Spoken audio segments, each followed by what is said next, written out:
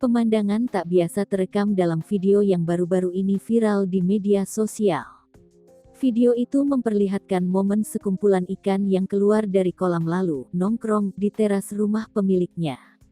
Video tersebut diketahui direkam dan diunggah oleh akun TikTok @tikok111 pada Rabu, tanggal 6 April tahun 2022. Video ikan nongkrong di teras rumah itu telah ditonton lebih dari 6,8 juta kali. Seorang pria merekam penampakan ikan-ikan dari kolamnya yang naik ke daratan lalu berdiam diri di lantai rumahnya. Ikan-ikan itu tampak berwarna hitam dan ukurannya masih kecil-kecil. Ketika didatangi si pria, ikan-ikan ternyata masih hidup dan mereka tampak langsung masuk kembali ke dalam air. Sementara itu, masih ada satu ikan yang tetap berdiam diri di lantai rumah dan enggan kembali ke dalam air.